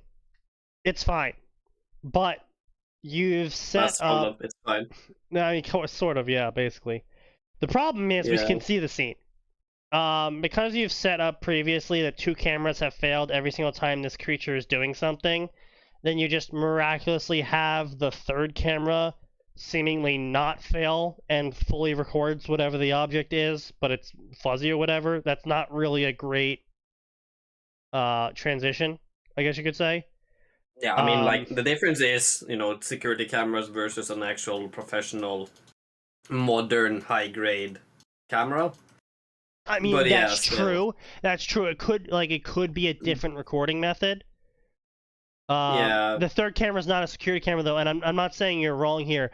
If that's gonna be the case, I think just mentioning somewhere when you start introducing the security camera footage, just mention, instead of due to unspecified error, you can just throw in there something like, due to the age of the cameras, quality is poor and sound is intermittent. Instead of unspecified error, the sound is garbled. Because that lets you subtly set up the fact that these cameras are older, they're more prone to failure, they're just, type that down, right. Yeah. And so that lets you just not just go out and say, like, hey guys, this camera's garbage and this is really old and shit. You can just be like, yeah, just a little subtle clue, little subtle nudge of like, yeah, these cameras are old, and so that's why they're having problems. Yeah. And so that's why this new camera didn't fail and successfully recorded the creature, because it was recording a different way than the older cameras did. Yep. And then for the future, when you continue the story, because I know we're nearing the end of it, and I don't know if how much farther you're going with this. In the future, then you can make that either a plot point, or you can use that as a means of as leverage point, a pivot point Yeah. for your main characters to learn more about the creature, with the newer Yeah, cameras being was- capable of recording it and the older cameras constantly failing on them. Yeah, I was gonna actually mention something about that earlier. Yeah. Because like, same as Sneaky, I obviously don't know where you're going with this, but like, if you're going to reveal the creature like this early, then you're gonna have to leverage that into a further narrative somehow. Yeah. Like if it's okay, ooh, vampire clans or whatever the fuck, Right. spooky creatures in the sewers, whatever, right? Like you need to go somewhere with it, and not just go, ooh, spooky creature killed someone, and okay, that's it. Because yeah, short stories are fine. I don't mind. It's just too short of a story at this point. Yeah, if this story is supposed to be just 5K, it's a little bit hard if it's just 5K of found footage effectively. Yeah. 5K words, it's really hard to compare that to a video format, obviously, because with, again, video format, you can impart a lot more. Oh no, I'm missing some things. Fair. Video format, you can impart a lot more in a far shorter amount of time. Like, if you're aware of the backrooms footage, this is a new horror copy pasta. What are they called? Creepypastas. It's a new horror creepypasta called The Backrooms. It's about this hypothetical liminal space, I believe it's called. Where it's basically the rooms whose only purpose is to travel to another room. So hallways, very typically hallways, are known as liminal spaces, waiting rooms. The only purpose is to be there. They're liminal spaces. And so the idea with the back rooms is that they're all connected in a way, and sometimes people can fall into the back rooms that connect all rooms. Except the back rooms only connect to themselves. Mandela fan, and okay, yeah, even I could sort of see the Mandela inspiration. Yeah. My point being, though, is some of the backrooms short films I've seen minute long, 30 seconds long, and they've been able to fit so much into it, both with visual effects, sound effects of like the person breathing or panicking,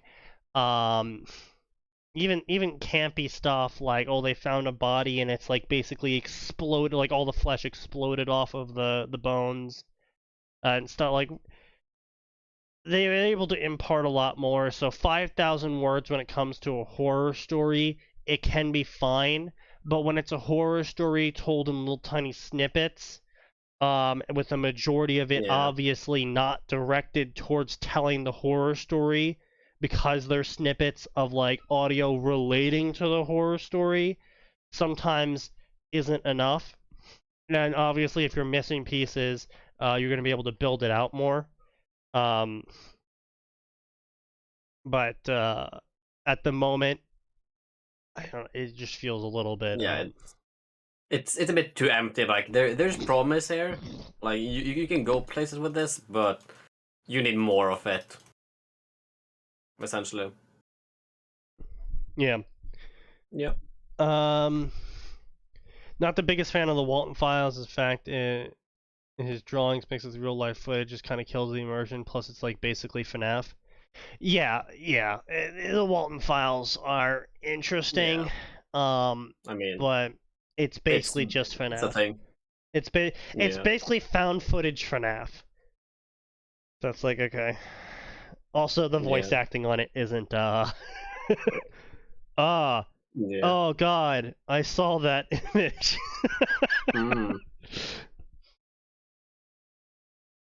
Yeah. You never typed the thing you suggested? I need that. What was I supposed to type? Oh, type down what I was saying about the cameras. Yeah, the cameras. Yeah, okay. cameras are old, so the audio is intermittent and the Due to feed drops camera sometimes. age, Yeah. video and audio. It is prone to intermittent failures. Video and audio.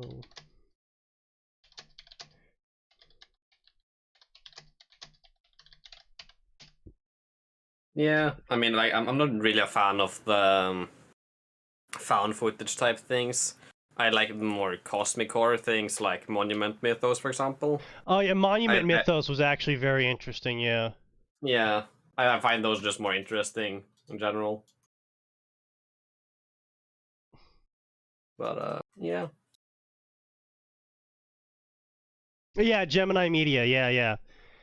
I'm 50-50 when it comes to Gemini Media, personally. Again, it's sort of having your problem, where they're basically trying to blitzkrieg the horror. Yeah, speedrun. Because there's only like 6 videos out, and all 6 of them just go like a minute in and then straight to the horror part of it.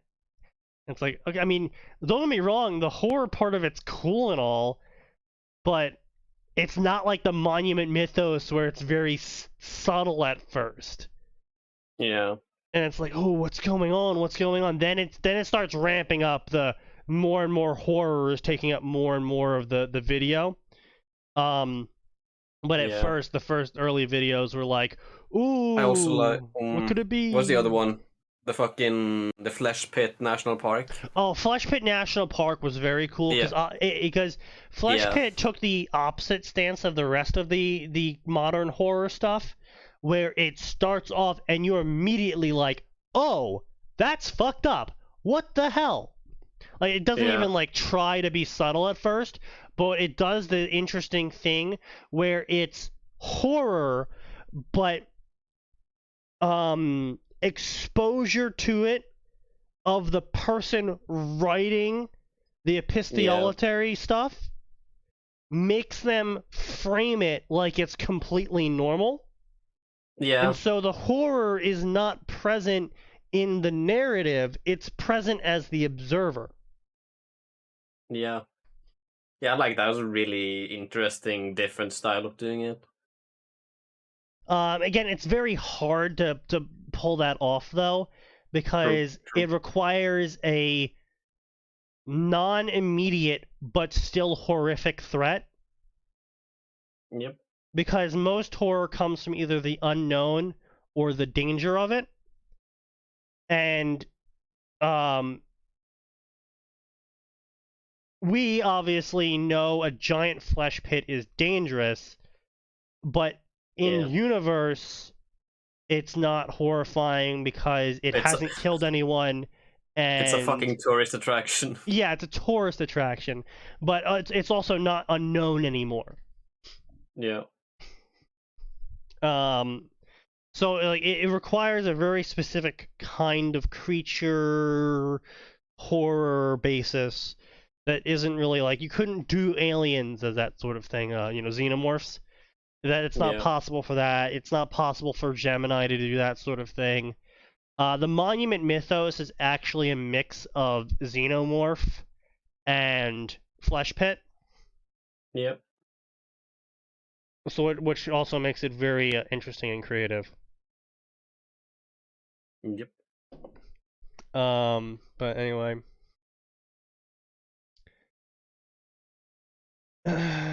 Thing is seen, yeah. Phone call exchange. Good news, Steve. It isn't boss. Gotta get down here. Call the cops again. Ah, shit. Okay, so that's where it stops. But yeah, overall, it's fine. You definitely have some pacing issues with the monster reveal and the murder suddenly happening after you had this slow start right up here and then just going straight into the murder. The problem is with right here, because if this is going to be a short story, it doesn't really, unless you're going to fit everything else in here, unless you're going to like write Yeah. more about the rest of this. Yeah, because currently that whole first bit is just like an open thread. Like, nothing was done with It's that. not going to after be a first- short story. It's going to be a whole thing. Okay. Yeah. Yeah. So then, there's like advice goes somewhere with that. well, yeah. I mean, obviously. obviously, what you have is nowhere near 5K. I mean, You fair. click the It's only tools about and just half of watch. 5K, but I don't think Yeah. you're going to include all of this to make it 5K. Which is what I'm saying. This is more like the opening to a full series. Yeah.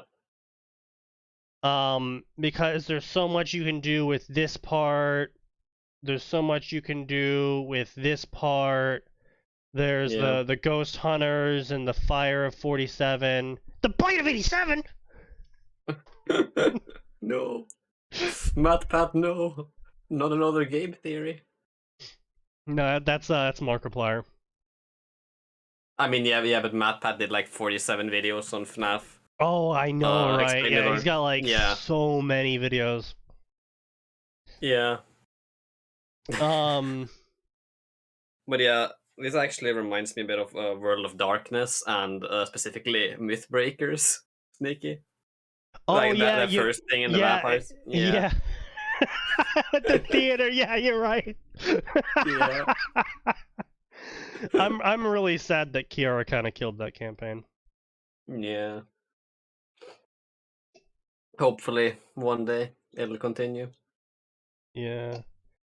But yeah, with all of, there's so much packed in to this email that is you have the potential to expand upon, and then you kind of just went into this completely unrelated side story about the movie theater and all of the murders surrounding the movie theater. Like, I know we're only halfway into your 5K, but you've Yeah. already spent half of that 5K talking about a single thing that so far is completely not related at all to your opening section. Yep.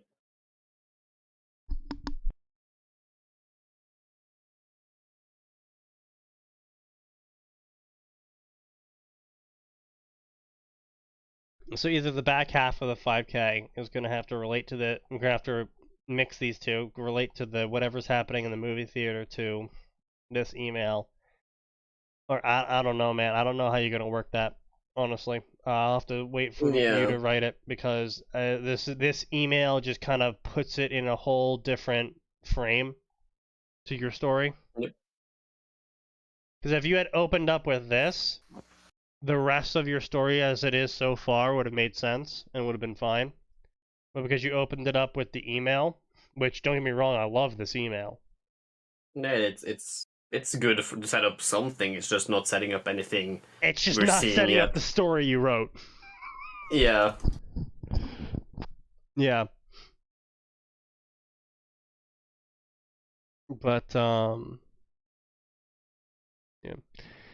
Anyway. Hopefully that helps you. So that's our review of it. That's our suggestions and insights.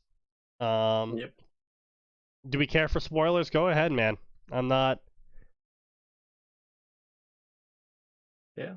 I'm not fully pantsing this. No, I believe you. I believe you. Doing more Fucking work than I do these days. Would hope not.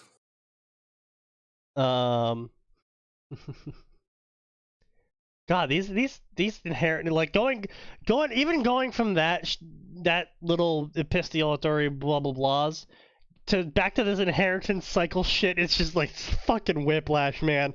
Because holy shit, some of these fucking summaries.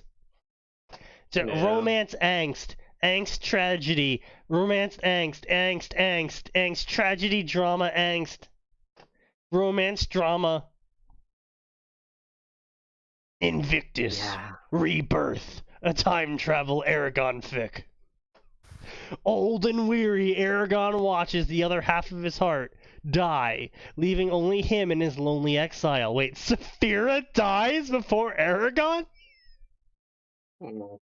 What, bruh? However, through an extraordinary manifestation of wild magic, that's not a thing. Like, okay, so wild magic in Aragon is a thing with air quotes around it. Wild magic takes more energy and can pretty much only be done by creatures that were not affected by the first ones and their ordering of magic. The theater is built on top of the place that burned down in the 40s. Okay, that's sort of a tie-in, I but mean, not yeah, not I great. guess. Yeah. Because, like, unless they use the same foundation or something, which... I mean, if it's fire damage, they probably wouldn't do, because that doesn't seem like a very responsible thing to do. Well, I mean, even if it At least wasn't not to me. fire damage, I really doubt they built the theater to be the exact same size as the foundation of whatever was before, which probably wasn't Yeah. a theater. Yeah. So yeah, it's just like I mean, they might have made additions to the foundation, I guess, but I mean, the foundation's a foundation, and so unless there's like something, man, I don't know how to feel about that. Well, I mean, You'll roll your eyes if you tell us. I'm sure, dude. I roll my eyes to Go ahead. everything, so that's not really yeah, I wouldn't change anything. We'd make fun of you However, anyway. through an extraordinary manifestation of pure wild magic, he finds himself back in time. That would have just... wow, that would have taken so much fucking energy. He finds himself back in time in his teenager body, finding out later that someone he used to hold dear might also remember the past. A two-person time travel fix. So, Aragon times Arya... time travel. I mean, I guess. I might read this just for the sake of reading. Okay, it's their only story. Lord. I don't Oh, think this sneaky. story is ever getting updated, so I'm not gonna bother. Look in chat. It's just, okay, so it's FNAF. Cool, that's Yeah, wild. but FNAF, but yeah. Mario. No, it's a me. The Bite of 87. Woohoo! Do not make face. whiskey come out of my nose, damn it! Too late. Yeah, like, I'm with you, Chief. FNAF is honestly like... It's an okay story. Like, there's some good in it, but like... there are better stories to rip off. Yeah. Honestly. Honestly, unfortunately, the whole bit of it, the FNAF and everything inspired, so, you know, Bendy and all of its spin-offs and whatnot, they're Yeah. okay. I like the mechanics of the original FNAF were good. Yeah. I liked it back in the day when its lore was there is posters on the wall. And, you know, this character made a reference through this one message they left. And if you look at the camera at this point in time on this day, you'll see his body stuffed into the suit. That was all like cool and shit, and they kept it very light. But then they really tried stuffing lore in the third game. And then they really stuffed it in the fourth game. Yeah, like they stuffed children into the fucking suits. Yeah, right. And then the fifth game was just, I guess we're still doing this, guys. Time for more lore. Yes, I'm trying to give MatPat a heart attack. Yeah, but Sneaky. Who was the man behind the slaughter? Yeah, Who was the man behind the slaughter? Who was the man behind the slaughter? Society may never know. Society made him do it. Oh fuck. Wait, I Suspension know. romance. The man behind the slaughter. It was Ted Kaczynski. Oh no. But who is Oh, purple fuck. guy? Also Ted Kaczynski. Is phone guy purple guy? Mhm. Honestly, though, I actually enjoy the FNAF written stories. I'm not talking about the canon stories. I'm talking about the FNAF fanfiction ones. Because I've actually read some quite good written fanfiction for FNAF. Damn.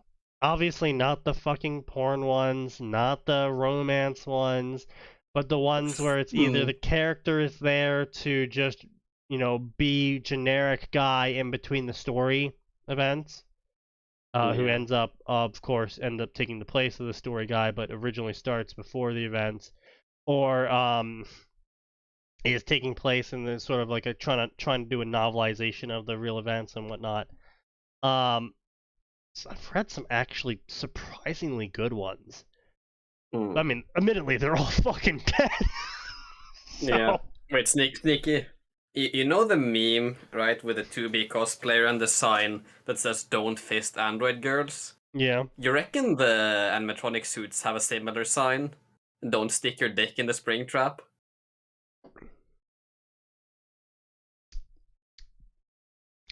No, I don't think so. No. Alright, fair enough.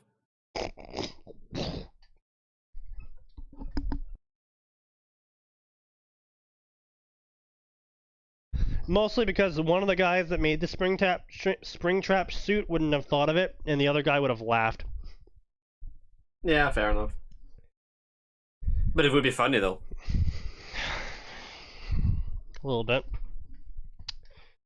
Bro, that's nothing. Everyone wants to fuck the new wolf chick. It's insane. Yeah, I know. I've seen a lot of memes about Roxy's OnlyFans and Roxy, yeah. Well, Toy Chica is, unfortunately, they didn't really help themselves because I believe it was in the 6th one where they gave Toy Chica these scenes where she was blatantly coming onto you in these like school settings. Yeah, I'm starting to doubt that the Scott Cawthon was a Christian man. No, this just gives me further proof that he was a Christian man. Fair enough.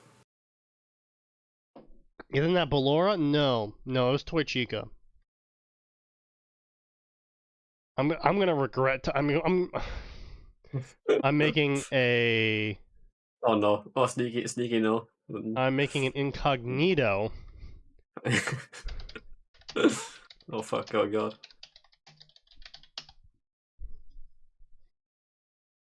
Yeah, FNAF custom night. Jesus Christ, why? So yeah, this is canon. That's an intro. This is canon. This is canon. This is canon. This is canon. I just want to reiterate. Let me fuck. This is an ending. So this is an ending you can get if you do specific things during Five Nights at Freddy's Ultimate Custom Night. This is a ending you can get if you get killed by Chica.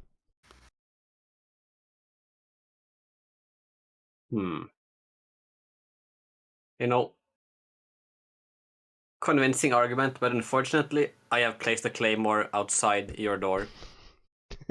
You cannot escape. I think it's all Chica playthrough. Yeah, I think it's all Chica. Yeah. Oh, Ballora also does it too? Very cool. Fucking... Yeah. Alright.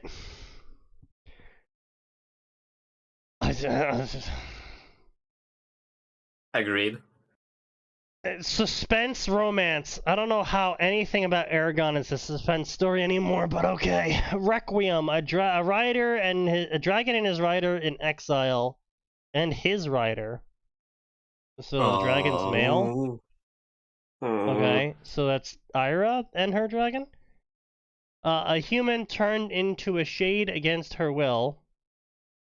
Hal, Murtaugh, and Thorn must thrust together by fate. Who the fuck is Hal? Must now decide how to pick up the pieces of their lives torn apart by Thea. Who the fuck is Thea? OC tag in Yep, characters? it's all OCs. Yep, it's all fucking OCs. Alright, I'm going to drink a bit more. Admit Cheers, it, boys. you wanted me to get to you? Okay, yeah, Ballora does say that, yeah. Yeah, Excellent. Cheers, bro. Drink to that. Ultimate Custom Night was actually pretty interesting What the fuck? and how much lore it managed to slam into the... Hey, yo, Sneaky, the 1 second from the bottom currently, Japan in Algaesia. What Japan? The entire continent of Japan is transferred to the world of Aglasia right before the start of Aragon? the fuck? Inspired by Neon Kokushokan, which is the manga. Oh, the one C8 that you were posted a pic. linking. Yeah, it's actually pretty good. Honestly, it's more interesting than Gate. I'll never forgive the emissaries of the Sun God. Yeah, it was fucking epic, honestly. Fucking Demon Lord versus the Imperial Japanese army. And so, Pretty wait, based. what happened? Like, did Japan go back to the modern world and then come back again or something? That hasn't been explained yet. It's not fully translated, of course. But that's what I'm assuming happened. Like, either Japan itself or a Japanese division / army unit got transported and then came back, theoretically. Because, like, the Demon Lord's last attempt to kill the humans got foiled by the 1940s Japanese, and then his current one gets foiled by modern day Japan. No, Security Breach still made Pizzeria Simulator canon. I don't know what you're talking about. No, and honestly, Ultimate Custom Night is also still completely canon. It's supposed to be a purgatory. Epic. Because all of the characters have very relevant stuff for them to say. Like Old Man Consequences and the original Chica's lines. The original Chica's lines was a fucking out of left field because original Chica barely had any lore impact until Ultimate Custom Night, where it's just like, oh yeah, I was the first child killed. I have seen everything. You would not believe me. And she's like, oh. Oh, that's just kind of out of left field. Well, thanks for clearing that one up. Interesting. And if you beat Ultimate Custom Night with everything set to 20, you get the image of Golden Freddy having a literal conniption fit. Because you're not supposed to win. Epic. But everything on 20 is unbelievably hard. Obviously. I mean, that would be the point, yeah. Yeah.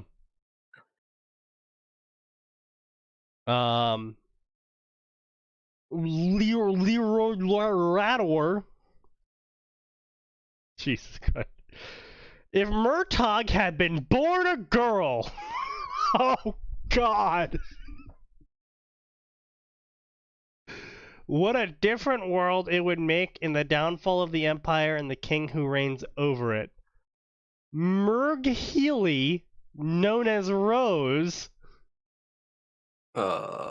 Jesus Christ. Has no wish to follow her parents' footsteps until the king forces her hand. Will she have to betray her heart, or will she be able to forge a new path that is her own? Fucking cringe. Yeah. They ignore Scrap Trap and go back to Spring Trap unless you think Afton magically grew an arm, and Circus Baby somehow went back into Molten Freddy and became the Blob again, instead of being fucking burned. Actually, if you pay attention, certain masks on the Blob are lit up, and some masks aren't. Which, if you remember from Five Nights at Freddy's 3, the masks that aren't lit up indicate that those souls have departed. And on top of that, if you pay attention to the body of Springtrap, he's not actually Springtrap anymore. he's resurrected trap. Because if you pay attention to his body, he specifically has Glamour Bonnie's body. And I say it's Glamour Bonnie's body because the only animatronics that have claws with 5 fingers are the animatronics that play bass, and the only animatronic missing that used to play bass was Glamour Bonnie.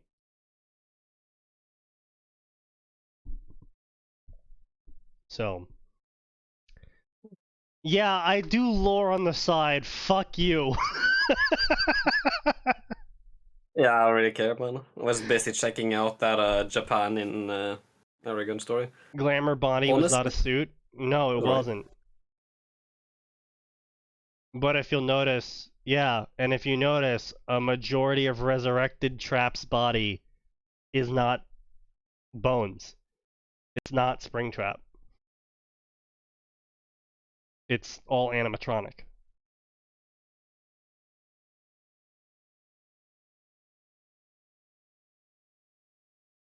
Which is a major departure from Springtrap, which was a majority of muscle and bone.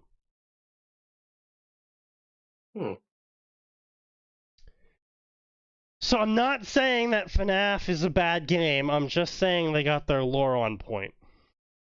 Yeah. I mean, I think the worst thing about FNAF is its fans. 100%, 1000%, yeah. Yeah. As it is, that's the way it is with most fandoms, though, these days. Yeah, I mean, like, honestly, in my opinion, the games look fucking boring. The jump scares are just like, really? Yeah.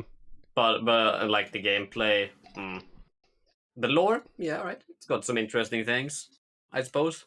Yeah. And the fan base, I am going to commit mass murder. Yeah. This is I don't a disagree. warning. Yeah. Yeah. God, these Aragon stories are so fucking cringe. Eldest AU, the dragon spirits didn't just gift Aragon with elven looks, but it was given to him as a warning, and a not so amused elf on the way back to Varden, a darker retelling of events where Aragon becomes gay. Cool. Okay. Excellent. I just Alcohol time. The dwarves were onto something. What if the deity the dwarves worship wasn't made up? Who says it is?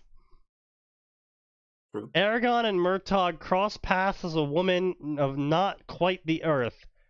It's an OC named Kilf, and the stories of old aren't quite right. Takes place in book 1, many OCs and pairings, not the original storyline. It's literally probably a self-insert of the author as some sort of priestess of the earth. Probably, yeah.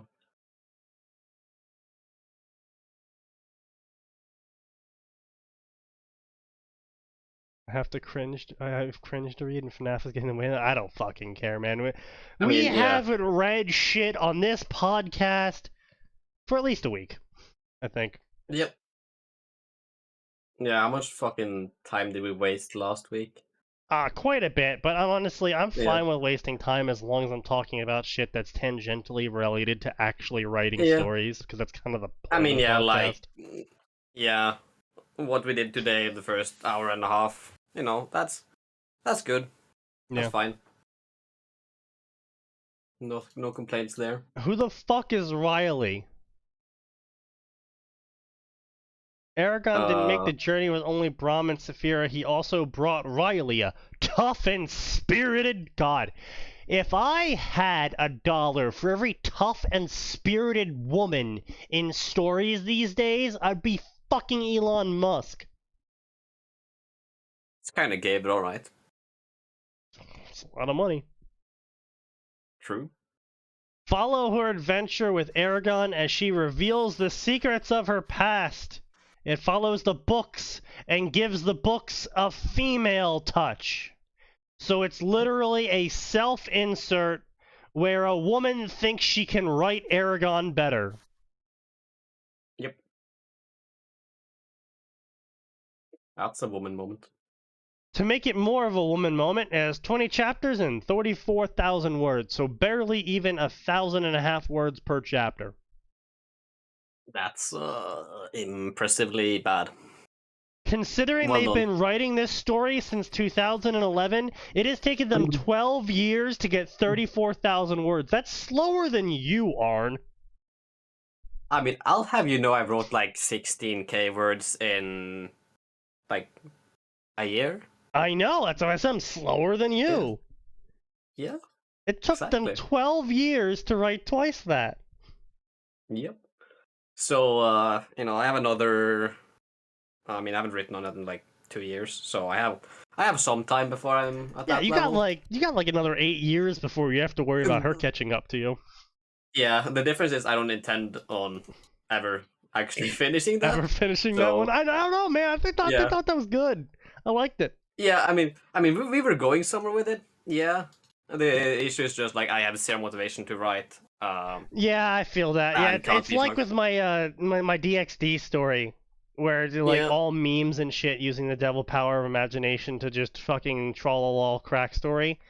And it's like, Yeah. it sounds fucking cool, and yeah, I got some shit down for it, but I just have zero fucking motivation to actually think about writing that. Yeah. Oh well. That's just life. God. Oh, Riley, you're the best. Oh, Riley, you're amazing. Oh, Riley, we all love you, Riley. She was amazing. Fucking lol. Wow. Woman. What a woman way to start a story. I'm gonna write Aragon better than Aragon did. I'm gonna add a female touch to it. Proceeds to make the entire first chapter about how much the village likes Riley. Oh,